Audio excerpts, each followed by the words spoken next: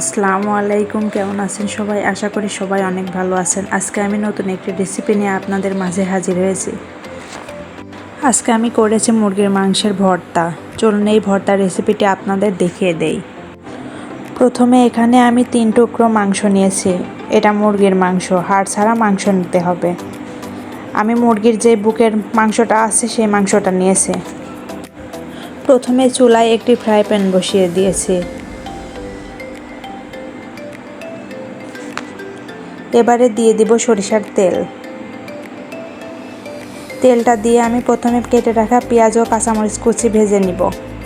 মাংসের ভর্তায় দেওয়ার জন্য প্রথমে আমি এই পেঁয়াজ আর কাঁচামরিচ কুচিটি হালকা করে ভেজে নিব।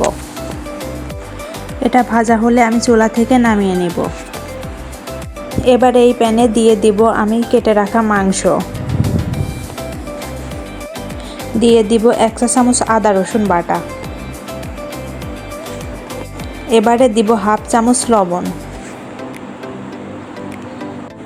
হাফ চামচ হলুদের গুঁড়া, দিয়ে দিব 1 চামচ মরিচের গুঁড়া, হাফ চামচ ধনিয়া গুঁড়া ও লাস্টে দিয়ে দেব হাফ চামচ জিরা গুঁড়া। এবার দিয়ে দিব অল্প পরিমাণে পানি, দিয়ে আমি মাংসটা সেদ্ধ করতে বসিয়ে দিব।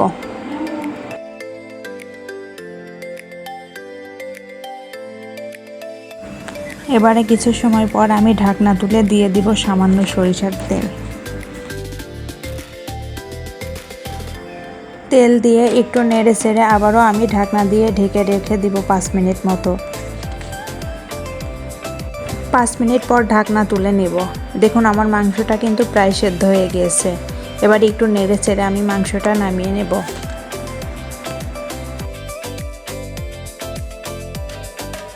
মাংসটা আমি একটি বাটিতে ঢেলে চামচ দিয়ে এভাবে করে ছড়িয়ে নিব।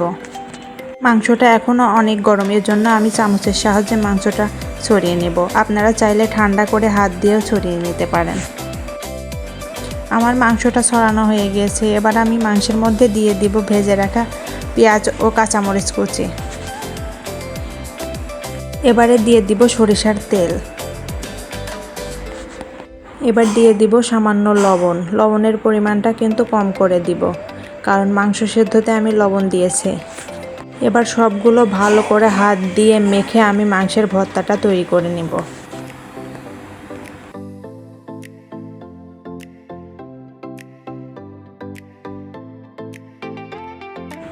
দেখুন মাংসের ভর্তাটা কিন্তু প্রায় রেডি।